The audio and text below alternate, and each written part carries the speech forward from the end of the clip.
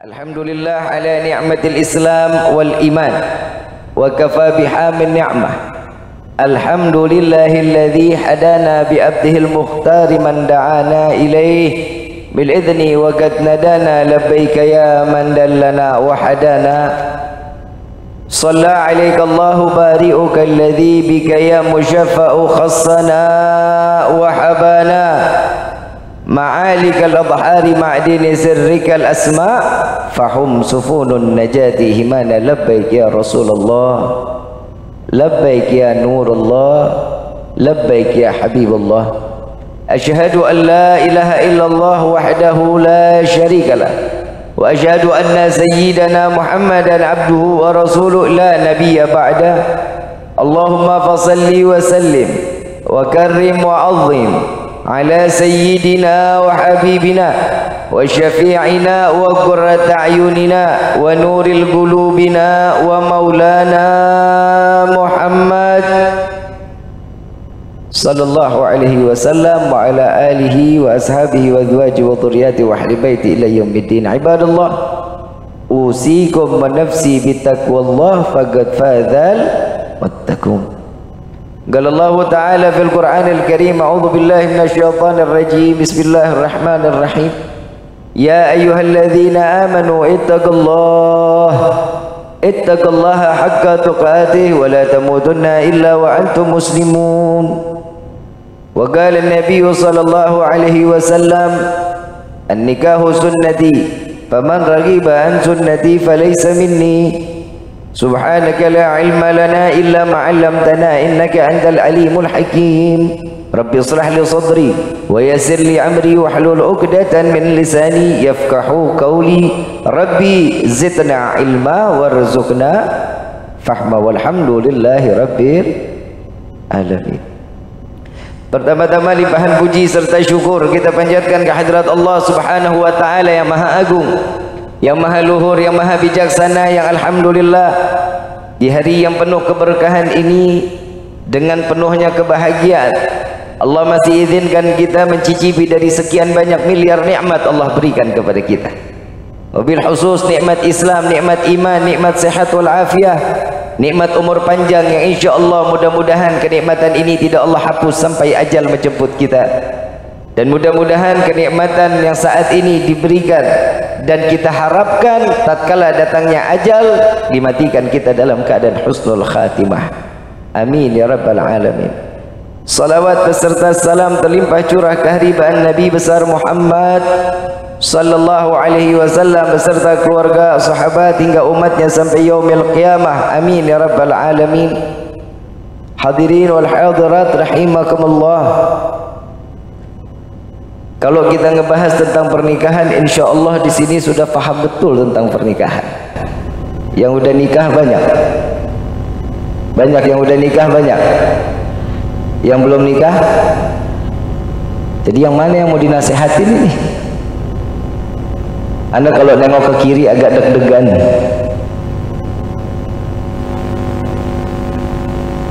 Setiap kali pengajian pasti wanita yang teratas. Yang bapak-bapak pasti adanya di bawah. Ayo, Masya Allah, mudah-mudahan sebelah kiri saya menjadi wanita-wanita saleh, calon bidadari-bidadari surganya Allah. Tapi bohong. Kalau kita bahas pernikahan, insya Allah kita mah udah paham. Sekarang bagaimana cara menjalankan pernikahan ini yang dipandang rahmat dan dapat pandangan keridhaan Allah. Jadi bahas nikah apa bahas setelah nikah? Setelah apa nikah? Ah, lu mah banyak maunya. Dua-duanya amplopnya 2. Di kita bahas kalau nikah mah insya Allah kita sudah paham lah. Tapi yang sudah pastinya menjalankan satu pernikahan yang mendapatkan pandangan keridhaan Allah, rumah tangga yang dijaga dengan iman dan Islam. Justru ini yang banyak hilang dari rumah tangga kita. Setelah menikah senangnya bukan main. Begitu setelah pernikahannya udah lewat 1 bulan, 2 bulan, hilang tuh keberkahannya. Nih tukang somnya mana? Kurang kenceng besok masih ada 4 jadwal sudah makasih ya. Nah ini kan jelas nih, jelas nggak? Jelas ya. Kalau nggak jelas berarti kupingnya bermasalah. Ibu bapak yang dirahmati oleh Allah, pernikahan sering saya sebutkan sebagaimana sama seperti kita ngebangun rumah, betul apa enggak? Pernikahan bisa dilaksanakan, yang pertama kuatin dulu pondasinya. Kalau pondasinya kuat, rumah tangga juga insya Allah akan kuat. Pondasinya dalam rumah tangga apa? Iman. Makanya di dalam khutbah nikah kita sering mendengar satu ayat, ya ayyuhalladzina amanu ittaqullah, yang dipanggil orang yang beriman, yang diajak untuk bertakwa. Kita ini dengan sebenar-benarnya takwa ke hadapan Allah. Inilah fungsi pernikahan. Kadang orang yang sudah nikah jauh dari kata takwa. Ada orang yang menikah sibuk dengan masalah dunianya. Allah Subhanahu wa taala dari kitab Zabur, ada salah satu ulama mengulik daripada kitab Zabur, kitabnya Nabi Allah Daud alaihissalatu wassalam. Beliau membahas tentang bagaimana Allah Subhanahu wa taala berfirman, wahai Daud, tahukah engkau siapa di dunia ini yang aku paling cintai, hambaku yang paling aku cintai? Maka Nabi Daud mengatakan, tidak tahu hai Rabbi. Sesungguhnya manusia yang aku cintai tatkala mereka menyebut la ilaha illallah bergetar jasadnya. Dan yang seperti inilah aku merindukan dan aku menginginkan agar ini manusia dipanjangkan umurnya. Tapi tidak memungkinkan bahwasanya setiap yang hidup pasti akan mati. Kenapa Allah merindukan orang-orang yang sering menyebut nama Allah? Karena Allah Subhanahu wa taala lebih senang tatkala setiap hamba selalu mengagungkan dan memuliakan Allah. Kadang kita ini suka kelewatan. Setiap hari dikasih nikmat sama Allah, tiap hari nggak pernah kurang rezeki Allah berikan, tapi syukurnya kita nggak ada. Setiap pernikahan awalnya kita mewah-mewahan pernikahannya, umur pernikahan sampai seumur jagung. Kenapa? Karena nggak ada pondasi keimanan. Maka wahai para lelaki yang telah menikah maupun yang akan menikah, bawalah wanita-wanita kalian ke jalan yang akan telah di mana jalan tersebut yang mendapatkan pandangan keridhaan Allah. Seorang laki-laki dititipkan satu wanita, orang tuanya mendidik di dalam agamanya, dididik di dalam suatu hal untuk dirinya selalu dekat dengan Allah, di dalam ibadahnya kepada Allah. Jangan sia-siakan bahwasanya sesungguhnya setiap orang yang telah diajarkan untuk ke jalan yang diridhai Allah, di dalam ibadahnya yang baik, jika seorang laki-laki, seorang pria, seorang suami melalaikan daripada tingkat daripada ibadah seorang wanita, siap-siap ini akan menjadi pertanggungjawaban di hadapan Allah. Setelah menikah mah cuek aja, yang namanya perempuan mau ibadah silakan, enggak juga enggak masalah. Wanita banyak yang suka seenak-enaknya, semau-maunya, kumaha aing bae. Betul enggak lu? Enggak. Betul Pak. Kadang kalau kita suruh ibadah susahnya setengah mati Pak. Betul enggak? Udah gitu mana perempuan sekarang cemburuannya luar biasa. Betul nggak? Melihat laki-laki dandan dikit minyak wangi, ya Allah, ayo mau mana. Kalau cemburunya wanita mah udah Pak, dari zaman Siti Hawa juga udah cemburu. Begitu diciptakan Siti Hawa, ini udah pernah dengar belum nih kisahnya nih? Nah Siti Hawa pernah cemburu sama Nabi Adam, hidup di sorga cuman berdua masih cemburu aja. Tuh perempuan Pak. Saat itu Allah menciptakan Siti Hawa.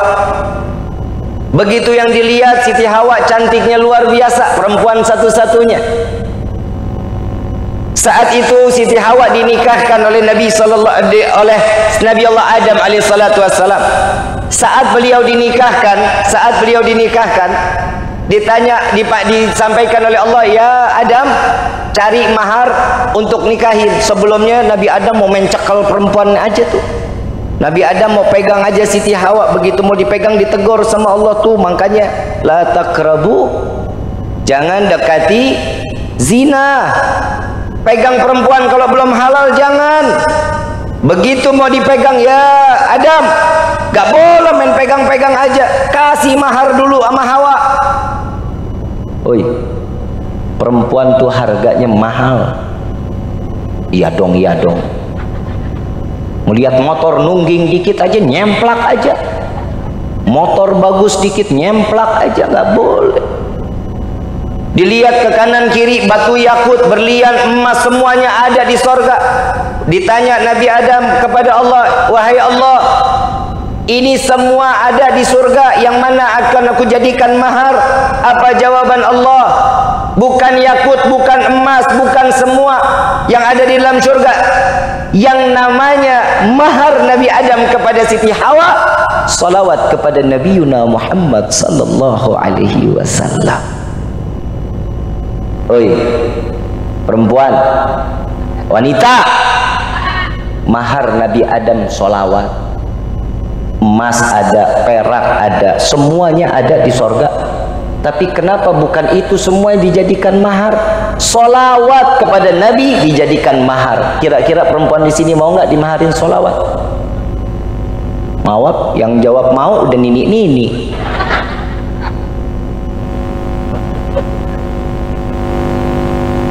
Mudah-mudahan perempuan-perempuan kita soleha dan maharnya murah.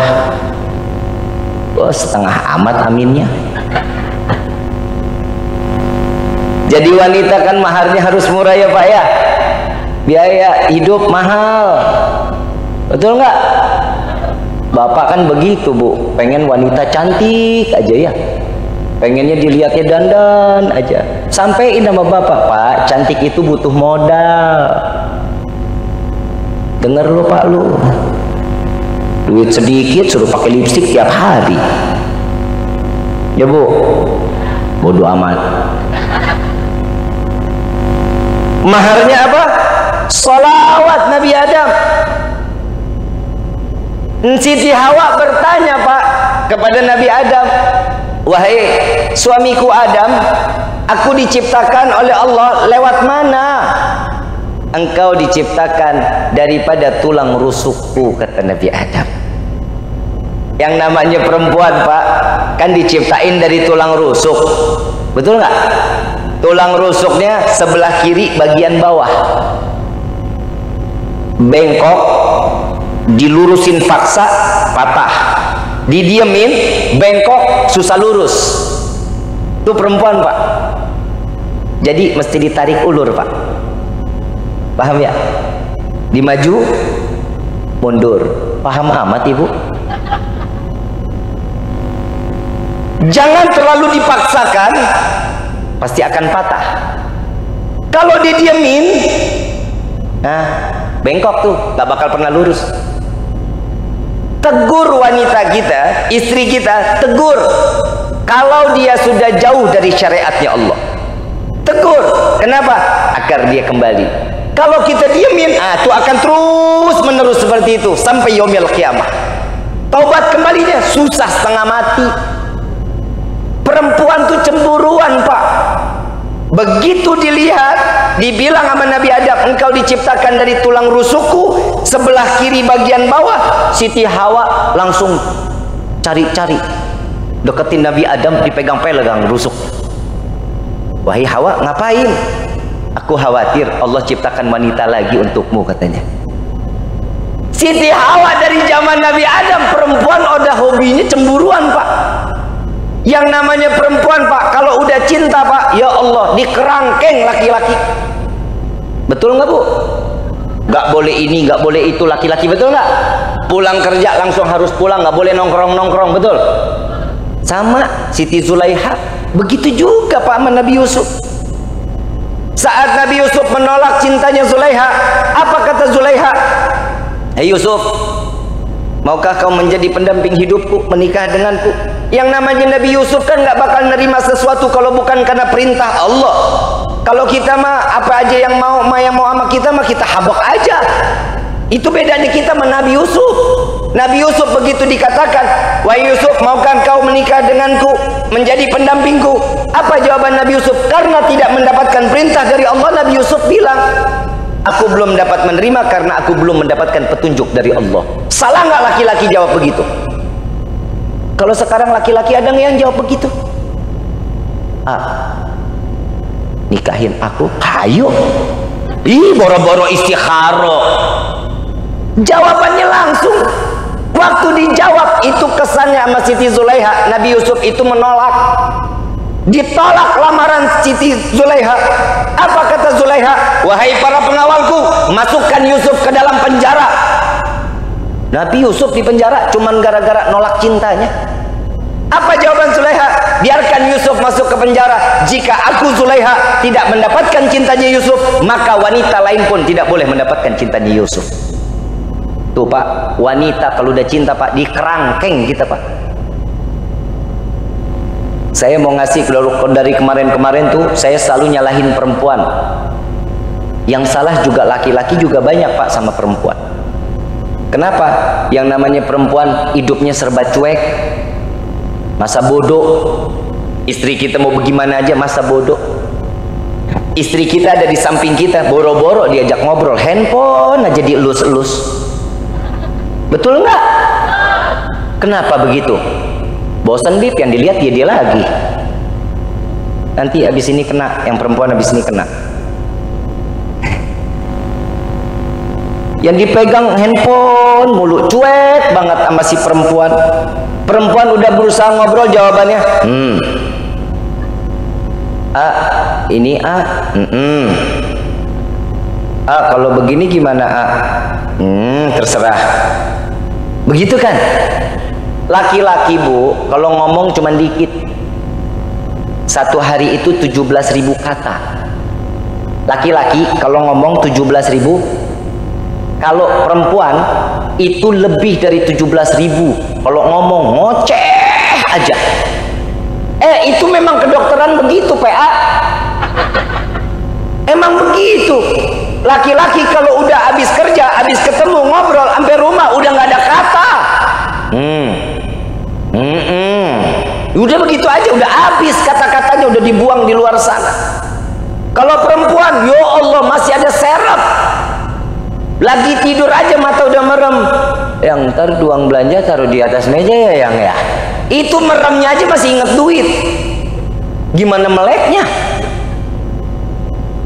Pak, perempuan itu pencemburu. Saya mau ngasih tahu, ini pengantin lakinya mana? Ada? Nih, dengerin ya, baik-baik ya. Ini rumah mertua apa rumah nih, rumah orang tua? Rumah mertua. malam lu nggak enak malam pertama lu nggak enak la ilaha illallah, apalagi kamarnya sampingan sama mertua ya. Saya cuma mau ngasih tahu, lo sampai kamar periksa takutnya ada kamera bunyi krekek dikit mertua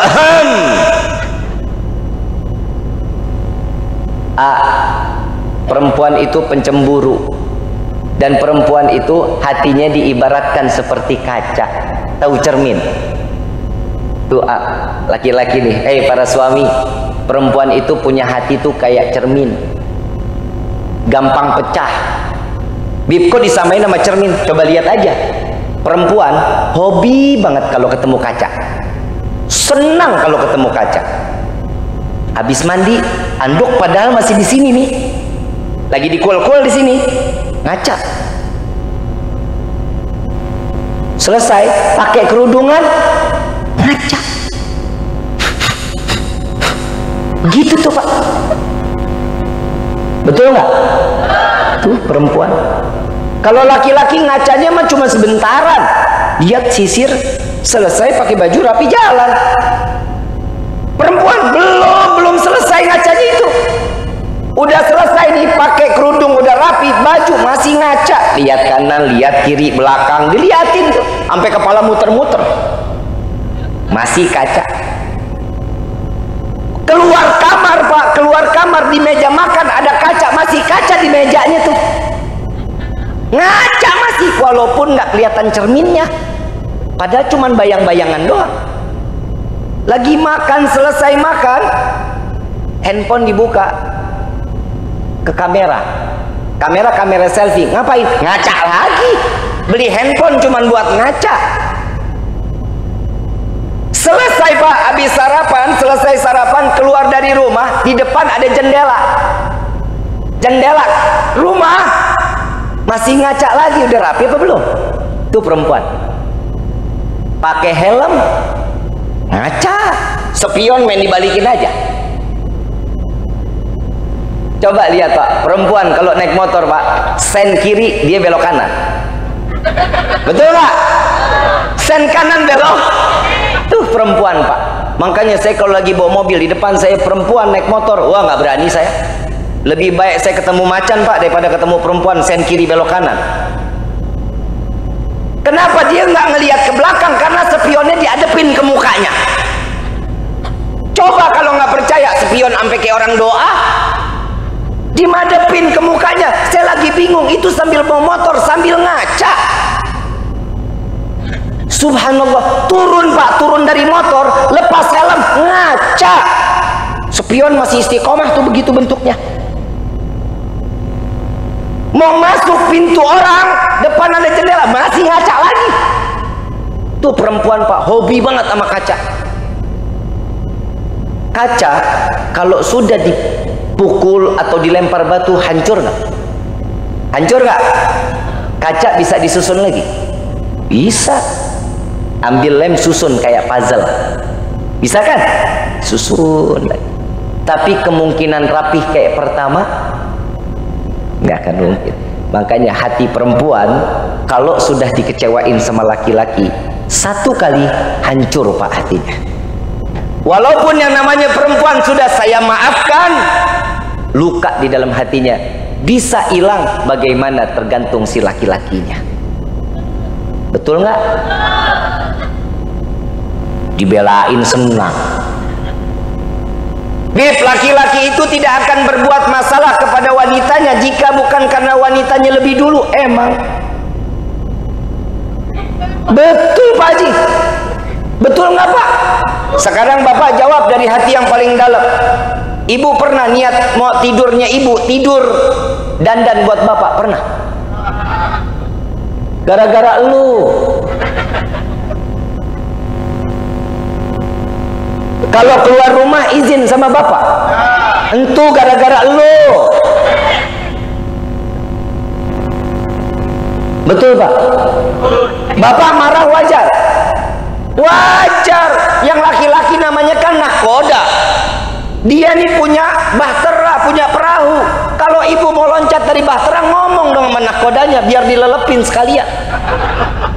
Betul nggak? Laki-laki cuma satu Bu, minta dihargain sama dihormatin, bukan ditakutin. Ibu dikasih rezeki, dikasih nggak? Dikasih nafkah nggak? Digunain buat apa? PA. Seenggaknya Bapak kan dia mau lihat juga ibu dandan, betul nggak Pak? Ikhlas ridho dandan sendiri buat suami, pernah begitu? Kapan? Pengantin baru Habib, punya anak 2, boro-boro. Sama laki-laki juga gitu, baru pengantenan kesandung dikit, yang hati-hati matanya, ini emang batunya nakal, batunya yang disalahin. Punya anak 1 sambil gendong anak masih kesandung, mata lu di mana itu? Salah aja. Bu ya, Bu, mau keluarga sakinah mawaddah warahmah? Mau? Banyakin senyum sama Bapak. Kok senyumnya ke saya, ke Bapak? Lu mesem-mesemnya sama gua. Ya Pak ya. Saya mau tanya sama Bapak, Bapak saat disenyumin istri senang nggak? Bunga hati. Tuh, dengar. Senyum lu kalau senyum minta duit doang. Yang apa sih? Duit. Jangan. Ntar pulang senyum nih sambil jalan. Ih, saya bangga dinasehatin sama Habib. Sekarang saya mau senyum terus sama bapak. Bapak tetap jawabannya sambil gandeng tuh bu tangannya ya, gandeng tangannya. Biarin orang mau bilang ini kayak gajah sirkus, biarin aja, biarin, gandeng aja tangannya. Bodoh amat, nggak peduli sama orang. Mau tidur madep ke bapak, senyum, liatin bapak sambil pegang hidungnya. Ih, pesek.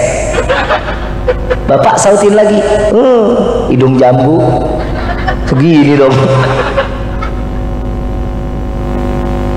Senyum. Bangun tidur, ambil namanya kopi, taruh di samping bapak sambil bangunin.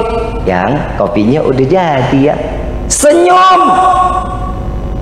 Makan siang, sediain makanan, senyum. Oh, boro-boro katanya. Pergi kerja, pulang, buka pintu, senyum. Insya Allah malam ibu pasti dibawa ke rumah sakit. Lah orang hidup nggak pernah senyum, tahu-tahu senyum satu harian, berarti kan ada yang geser.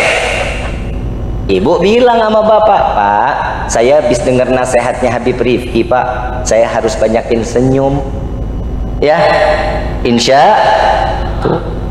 Setelah nikah ini yang banyak masalah. Kalau pengantin baru mah hidup udah senang aja. Mau makan ada si dia, kenyang, sebeh. Yang penting ada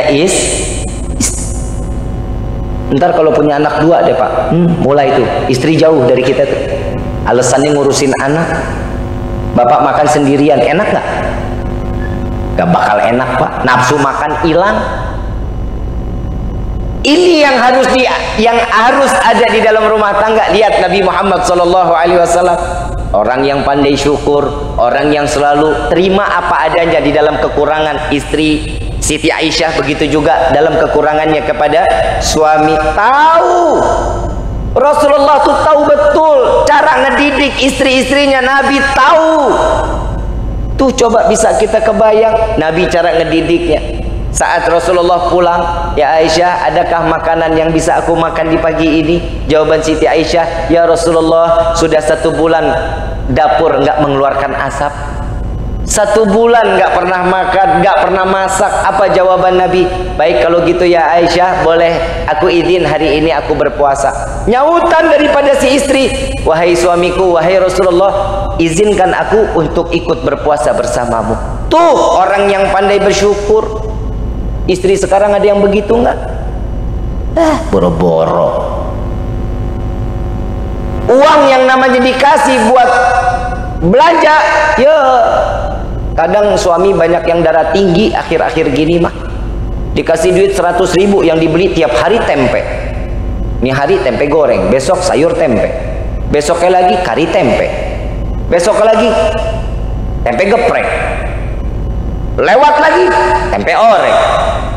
Gak kelar-kelar tempe mulu. Ya iyalah pasti emosi. Bu, masaknya baca sholawat. Sholawat dan tanya kalau mau makan itu, tanya sama suami yang besok mau dimasakin apa. Ini mah perempuan masak seenak mulutnya dia. Yang kita nggak suka dia masak.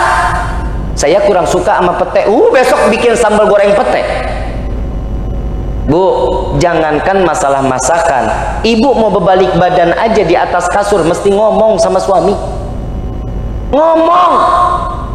Yang aku madep kiri dulu ya, yang aku madep kanan dulu. Ngomong. Lu main berbalik-balik aja lu. Laki main dipantat-pantatin aja. Betul nggak pak? Ih, bapak mah diem aja. Jorokin pak, biar jatuh.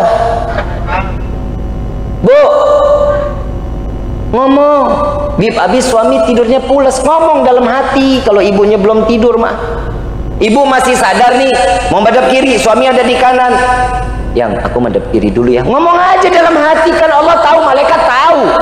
Itu akhlak seorang istri kepada suami. Kalau laki-laki mau balik kanan, balik kiri, tengkurap, mau nungging, terserah.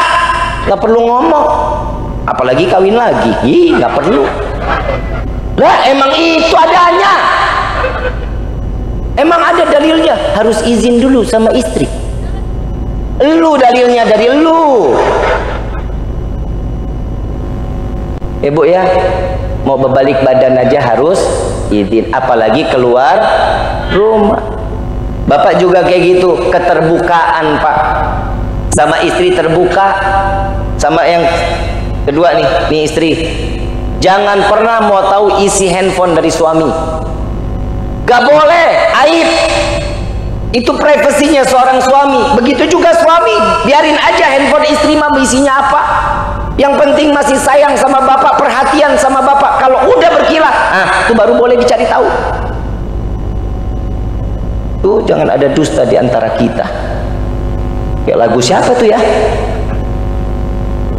Saling percaya satu sama lainnya.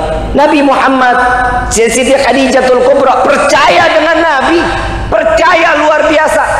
Kebayang Siti Khadijah, seorang wanita yang kaya raya, saudagar yang buah terkenal di Jazirah Arab. Begitu nikah dengan Nabi, dapat beberapa tahun habis hartanya. Semua diberikan untuk Nabi, untuk jalan dakwah di hadapan Allah Subhanahu. Istri sekarang ada yang begitu? Ada. Buka cincin jual nih buat modal usaha, ada. Mimpi. Ya kalau mau pakai aja, tapi dibayarnya berapa kali Bu? Dibayarnya 3 kali. Oh alhamdulillah, pagi siang malam. Dipinjami hari tuh, hari juga mesti lunas. Bu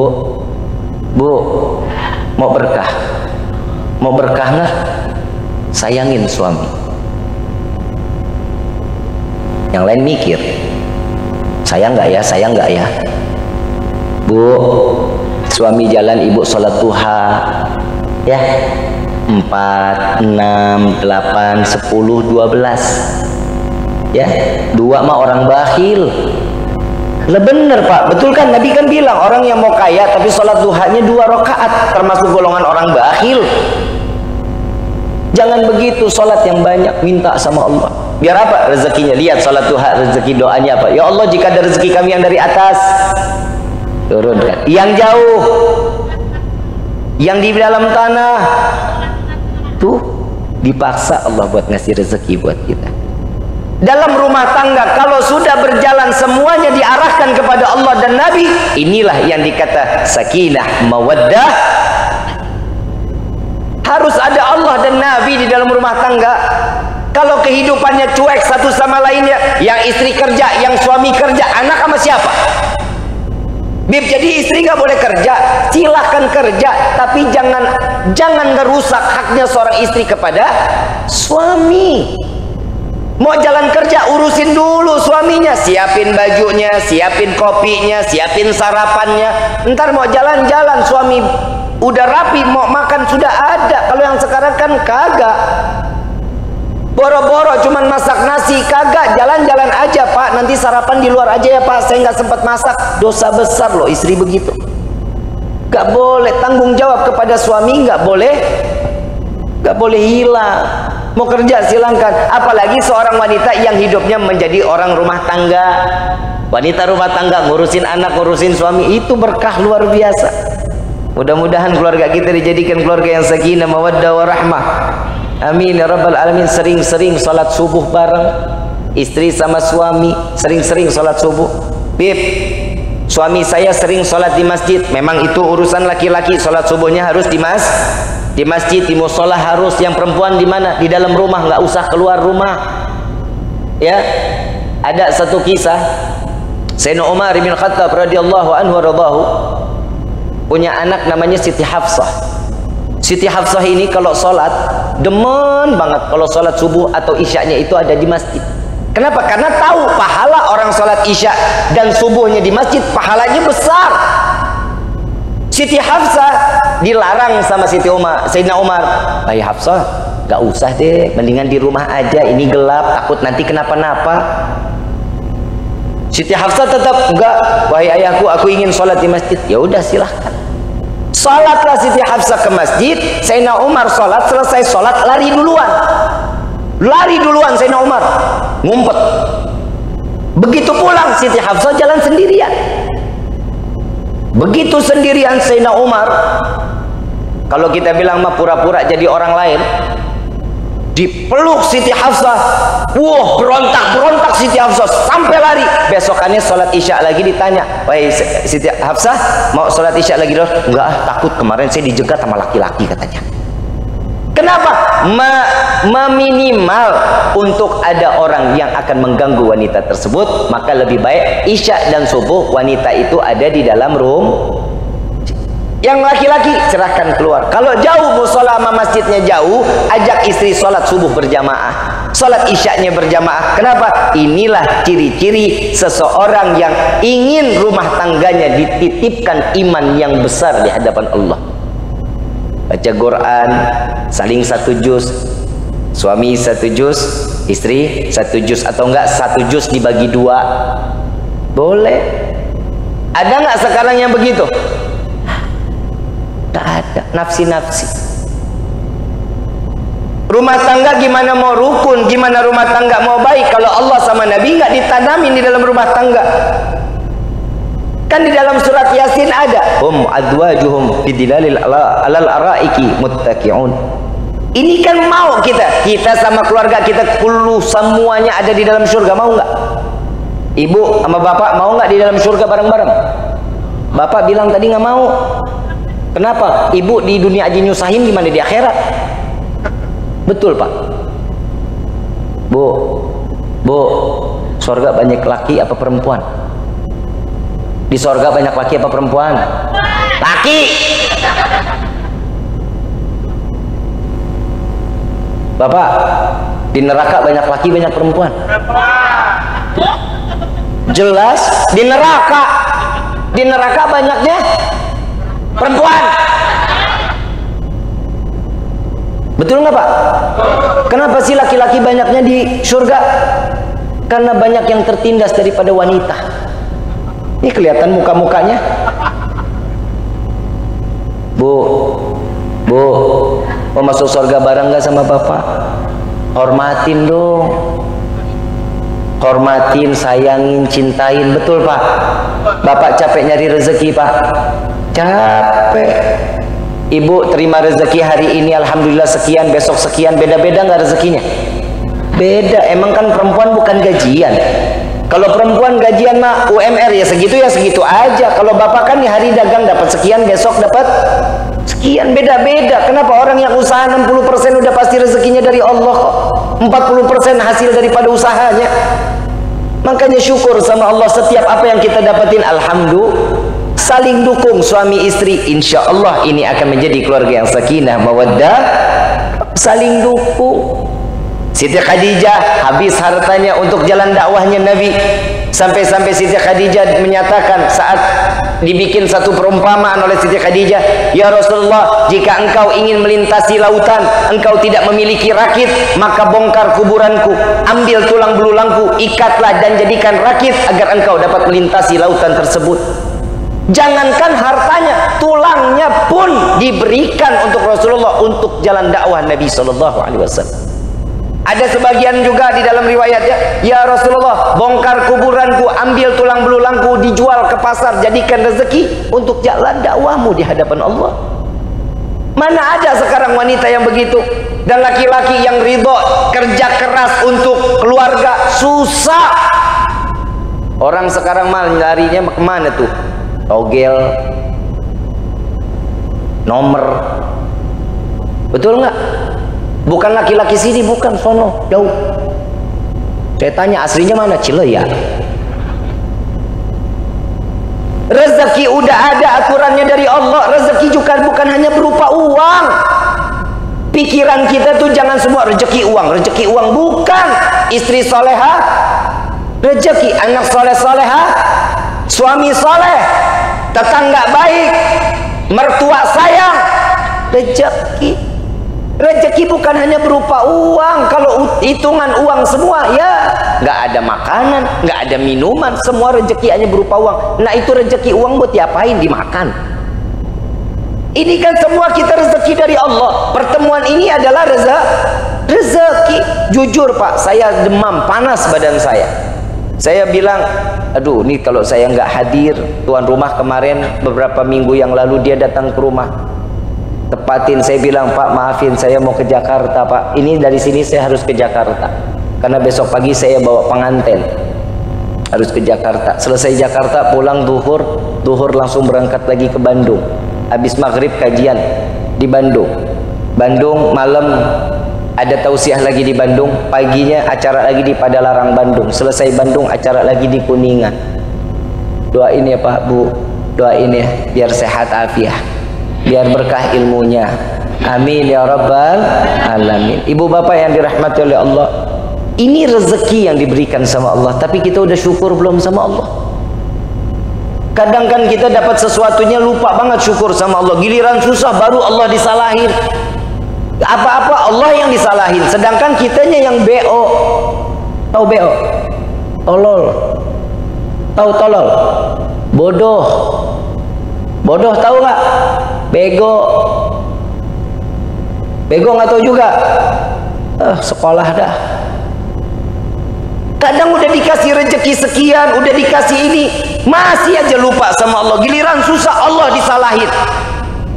Nah sekarang kita gimana bisa mendapatkan hati Allah, kita mendapatkan rahmatnya Allah, kalau kitanya aja nggak pernah memberikan kasih sayang hati kita kepada Allah dan Nabi-Nya. Kalau kita mau gapai rahmatnya Allah, deketin dulu siapa kekasihnya, Sayyidina Muhammad, ikutin Nabi-Nya dong. Kehidupan kita, cara pendidikan ke anak-anak kita, itu turutin bagaimana sunnah Nabi Muhammad sallallahu alaihi. Coba anak sekarang handphone aja tiap hari, sama orang tua diajak ngomong, ya boro-boro mau didengerin. Kalau ngomong orang tua nih nasihatin, dilawan sama anak. Kenapa? Karena sudah dia nurut sama handphone dibanding orang tuanya. Yang salah siapa? Orang tua. Anak umur 2 tahun mana mampu beli handphone? Betul nggak? Coba lihat anak sekarang handphone, ya Allah rajin banget handphone. Ngelihat anak sekarang jarinya tuh hafal banget ke handphone, luar biasa. Kalau dipanggil nak, nggak nyaut. 2 kali 3 kali nggak nyaut. Ya Allah tuh hati-hati tuh, murkanya Allah bisa turun karena anak dipanggil orang tua kagak mau nengok, nggak mau nyamperin. Hati-hati. Salah siapa? Salah orang tua. Jangan disalahin anak. Kalau anak dikasih nasihat dia nggak mau dengar, tuh hati-hati.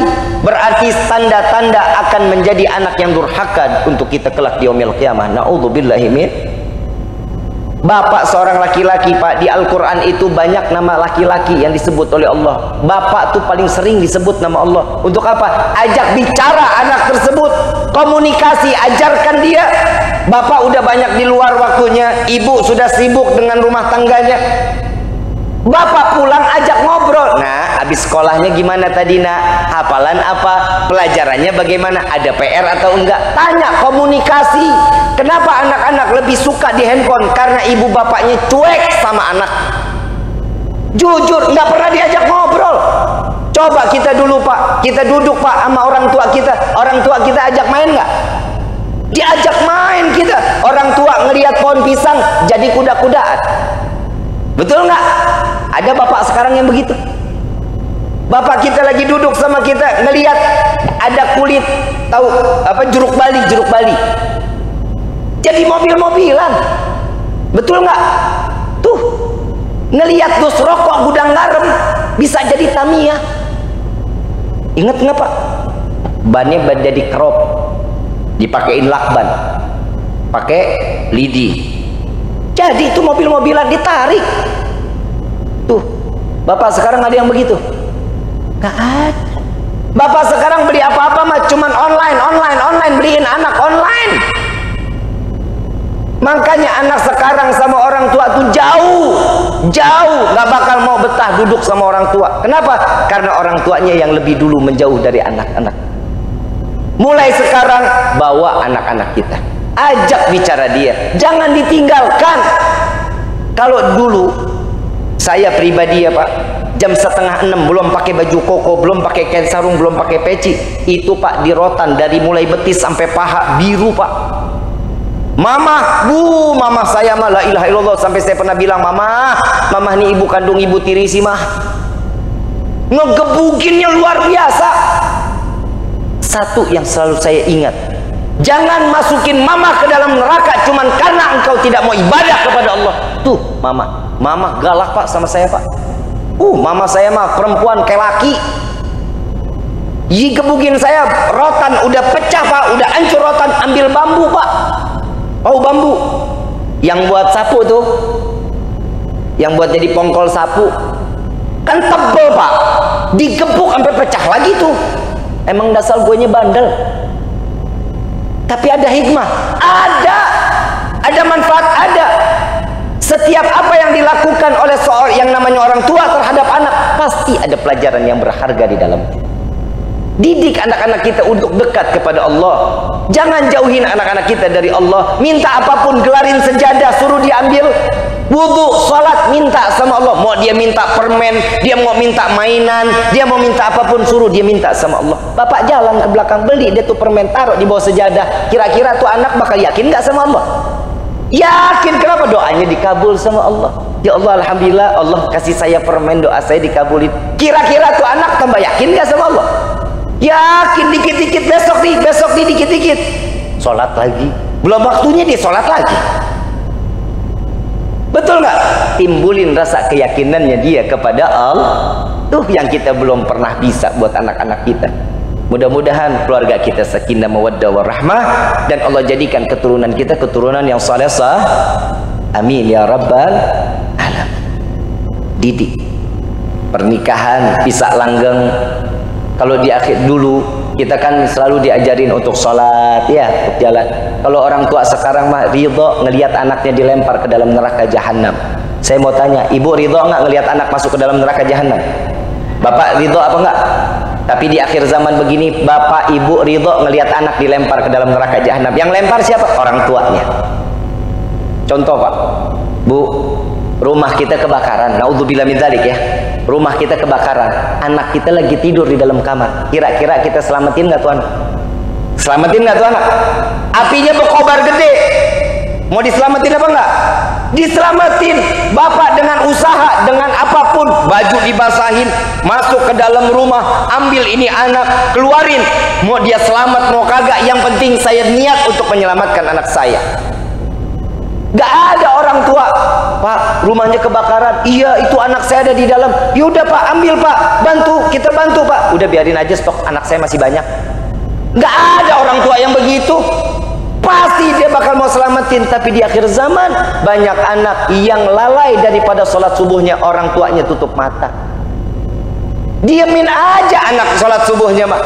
Kadang ibu yang suka ngelarang seorang bapak yang mau ngebangunin anaknya, nah yuk bangun sholat subuh, sampai diseret. Ibu yang larang, udah biarin aja sini anak, biar dulu, biarin tidur, ntar bangun baru dia sholat. Kalau itu sudah terjadi, ini anak pasti sholat subuhnya akan terus kesiangan. Didik ibu bapak anak-anak kita dekat sama Allah. Ini akhir zaman kayak begini, coba kita lihat di mana akhlak saat ini sudah jauh dan bobrok daripada negeri kita. Hancur akhlak dari negeri kita. Bisa kebayang, saya yakin setiap apa permasalahan yang ada di Indonesia ini karena kurangnya iman kepada Allah dan iman kepada Nabi Muhammad SAW. Kebayang, minuman khamar dapat nama Muhammad. Siapa yang buat? Pasti mereka orang yang tahu. Kalau dibilang itu nggak disengaja, bohong. Dengan sengaja orang tersebut khamar diberi nama Muhammad. Muhammad kita banggakan, Nabi kekasihnya kita ridho, nyawa kita hilang untuk Nabi Muhammad SAW. Kok sekarang masih banyak orang-orang yang akhlak? Ingat ya Pak, Bu, saya cuma mau ngasih tahu, ini hadis Nabi SAW. Barang siapa ada seorang anak, baik dia laki-laki maupun perempuan, yang dia menyatakan menistakan agamanya, pasti anak tersebut terlahir dalam keadaan haid atau di luar daripada pernikahan yang halal. Hati-hati Bapak, hati-hati. Kalau anak sudah susah diatur, hati-hati. La ilaha illallah. Ini alhamdulillah Holy Wing udah ditutup. Alhamdulillah. Mau apapun kafenya silahkan, tapi jangan hina Nabi kita. Jangan dihina. Kok tiba-tiba begitu saat dimana Holy Wing ini ditutup, banyak juga yang ngebela. Itu kan kekhilafan. Khilaf Di dalam syariat gak ada, di dalam kekhilafan itu dalam keadaan sengaja. La ilaha illallah. Mudah-mudahan Allah jaga anak-anak kita. Ini Pak, pendidikan agama penting buat anak-anak kita seperti ini. Yang nulis, yang menyantumkan nama Nabi Muhammad di salah satu minuman khamar, pasti dia orang-orang yang memiliki orang tua dan orang tuanya cuek kepada anaknya. Pasti. Gak mungkin enggak. Kalau anak yang terdidik, dia beragama, baik itu Nasrani, agama apapun dia, pasti dia akan menjunjung tinggi keimanannya kepada Tuhan mereka. Ini kok ridho kekasihnya Allah loh, Sayyidina Muhammad SAW. La ilaha illallah. Mudah-mudahan orang-orang yang melecehkan agama Islam, Allah hancurkan dan Allah binasakan mereka. Ingat, setiap apa yang telah disampaikan menistakan agama Allah, Allah akan tegur dia dengan dinistakan di dunia maupun di akhirat. Na'udzubillahi min. Mudah-mudahan Allah jaga hati kita. Kita jaga orang anak-anak kita, jaga anak-anak dan orang-orang yang kita cintai. Jangan tutup mata Pak untuk masalah ini, ya. Jaga, minta sama Allah, Allah selamatin semua keluarga kita. Amin ya rabbal alamin. Ibu bapak yang dirahmati oleh Allah, saya ingin berlama-lama di dalam tempat ini, tapi jujur saya masih dalam keadaan masih kurang sehat. Dan setelah ini saya harus jalan ke Jakarta. Mudah-mudahan di hari ini manfaat ilmunya. Mudah-mudahan manfaat ilmu yang bawa kita ingin terus ibadah kepada Allah. Jika ingin bertobat, maka cepat bertobat kepada Allah. Lalu sekiranya mereka lari lagi kemaksiatannya, dalam kemaksiatan, maka cepat kembali bertobat kepada Allah sehingga kita bosan bermaksiat kepada Allah. Amin ya rabbal alamin. Al-Fatihah bil qabul wa tamamu kulli sul wa ila hadratir rasul bi sirril Fatihah. Bismillahirrahmanirrahim. Alhamdulillahirabbil alamin. Arrahmanirrahim. Maliki yaumiddin. Iyyaka na'budu wa iyyaka nasta'in. Ihdinas siratal mustaqim. Siratal ladzina an'amta 'alaihim ghairil maghdubi 'alaihim waladdallin. Amin amin ya rabbal alamin. Rabbi fanfa'na bi barakatihim wahdina al-husna bi hurmatihim wa amitna fi tariqatihim wal mu'afatin minal fitani. Ya al-bal wa syafa'ah, ya al-bal wa syafa'ah, ya al-bal wa syafa'ah. Kullu qurbah tanjali bikum bi kulli halil wilayah, kullu hajatan qadi, kullu hajatan qadi, kullu hajatan qadi. Darki ahlal madinah, darki ahlal madinah, darki ahlal madinah. Ya tarimu ahlaha, ya tarimu ahlaha, ya tarimu ahlaha. Wa'fu anna ya karim, wa'fu anna rahim, ya farijil ham, ya kashifal gham, ya man li abdi yaghfir wa yarham. Na'wahum subhanakallah Allahumma tahatum fi assalam wa akhiru da'wana anil hamdulillahi rabbil. Kurang lebihnya mohon dibukakan pintu maaf yang seluas-luasnya. Wabillahi taufiq wal hidayah. Wassalamualaikum warahmatullahi wabarakatuh.